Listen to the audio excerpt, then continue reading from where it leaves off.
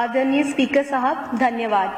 मैं आदरणीय उमर अब्दुल्ला जी द्वारा प्रस्तुत एनुअल फाइनेंशियल स्टेटमेंट पर बात करने के लिए खड़ी हूँ और जो माननीय ने बजट पेश किया है, मुझे बड़ा अफसोस होता है कि उस बजट में बिल्कुल कॉन्ट्राडिक्ट कर रहा है वो, क्योंकि जो वादे इलेक्शन मैनिफेस्टो में किए थे, एक भी वादा नहीं निभाया गया। चाहे वो NRHM के नाम पे हो, चाहे वो डेली वेजेस के नाम पे हो, और तो और इसमें आम आदमी जैसा शब्द तो है ही नहीं। बड़ा अफसोस होता है, आम आदमी भी नहीं और BPL वाले भी नहीं। मुझे बड़ा अफसोस होता है, मौजूदा सरकार ने वादे तो बहुत सारे किए थे लेकिन निभाया एक भी नहीं।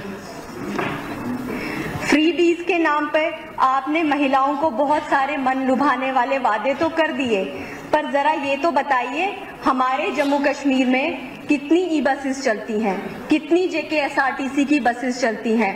मैं मेरे किश्तवाड़ का हाल बता दूं साहब, तो सिर्फ एक बस चलती है जम्मू से किश्तवाड़। अब उस बस में वो कितनी महिलाओं को एकोमोडेट करेंगे, जरा इस बात पे बताइए। माननीय ने कहा कि JKSRTC की बसों में जो है महिलाओं को जो है वो सुविधा देंगे, लेकिन पहले JKSRTC डिपार्टमेंट के बस ड्राइवर्स और कंडक्टरों की तनख्वाह तो दे देते, वो बेचारे रोज हड़तालों पे बैठे होते हैं। ये तो वही बात हो गई, फर्नीचर तो ले लिया पर घर ही नहीं है। आपने 200 यूनिट के नाम पे मन को लुभाने का वादा तो कर दिया, पर ये बिजली आप जिन जगहों से ले रहे हैं उनका जिक्र तो आपने किया ही नहीं। हमारे किश्तवाड़ से बिजली ले रहे हैं, डोडा से बिजली ले रहे हैं, रामबन से बिजली ले रहे हैं। साहब ये तो वही बात हो गई, जमीनें गई हमारी, प्राकृतिक आपदा सहे हम और मुफ्त की रेवड़ियां आप बंटवाए। बड़ी गलत बात है ये। जिस सरकार से प्रभावित होकर आपने ये मन लुभाने वाला वादा किया है वो तो चली गई, कहीं उसका असर यहाँ पे भी ना हो जाए। अब बात आई टूरिज्म की।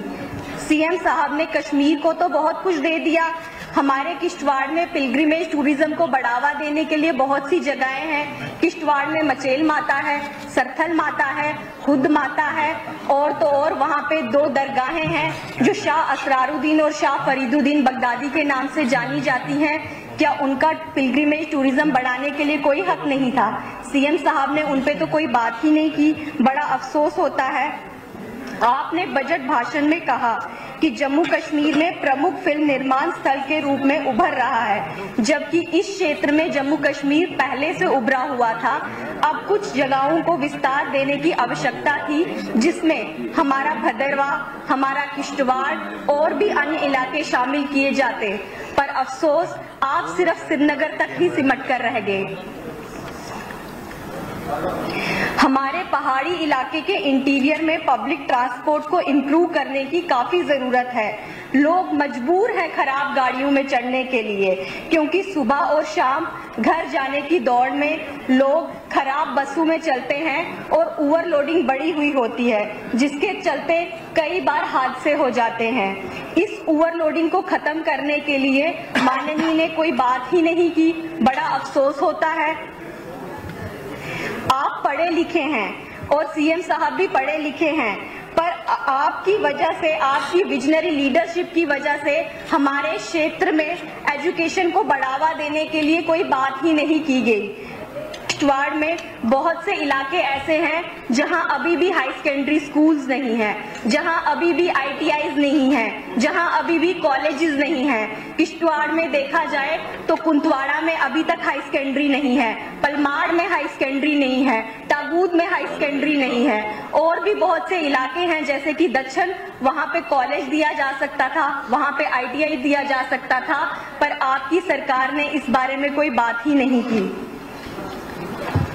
सबको जीवन में गरिमापूर्ण अवसर नहीं मिलते, लेकिन CM साहब को तो सिर्फ इस बात का अफसोस है कि उनका प्रोटोकॉल डाउन हो गया, और इस बारे में उन्होंने काफी बार चर्चा भी की, लेकिन उन्होंने कभी ये नहीं कहा कि हमारे जम्मू कश्मीर में बहुत से लोग ऐसे हैं जिनको पढ़ाई तक करने का मौका नहीं मिलता, क्योंकि हमारे यहाँ पे हाई सेकेंडरीज नहीं, कॉलेजेस नहीं, ITIs नहीं, लेकिन इस बात पे उन्होंने कोई जोर ही नहीं दिया।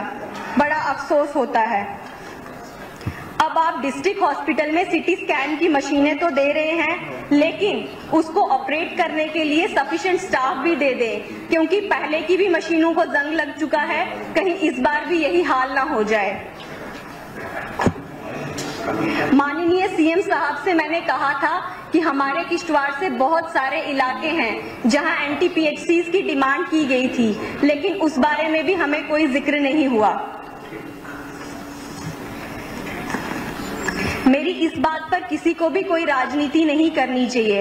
एलजी साहब की सरकार पे आप सब लोगों ने बहुत से लांछन लगाए, सत्ता पक्ष हो या विपक्ष हो, सबने कहा मेरे भारत से, मेरे जम्मू कश्मीर से हमने बहुत से बलिदान दिए, लेकिन मौजूदा सरकार ने उन बलिदानों पे कोई चर्चा ही नहीं की। लेकिन माननीय एलजी एडमिनिस्ट्रेशन ने उनके नाम पे रेलवे स्टेशन रखे, उनके नाम पे स्कूल कॉलेजेस रखे, लेकिन अफसोस एलजी साहब की बुराई तो सब कर देते हैं, लेकिन उनकी अच्छाइयों का जिक्र किसी ने भी नहीं किया।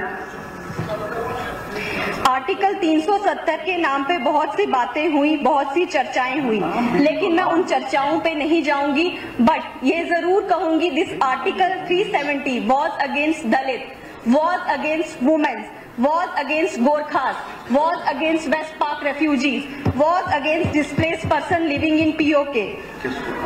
ये पहली बार सीएम प्रोटोकॉल नहीं मिला या डाउन हो गया तो आप चिंतित हो गए,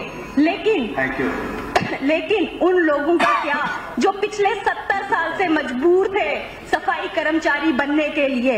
आपने उनके साथ कोई इंसाफ नहीं किया, लेकिन माननीय मोदी सरकार ने उनके साथ इंसाफ करके उनको सपने देखने का हक दिया है। ये उनके साथ और उनके विश्वास की जीत है कि 370 हटा और हमारे सफाई कर्मचारी दलित भाई बहनों को इंसाफ मिला। धन्यवाद।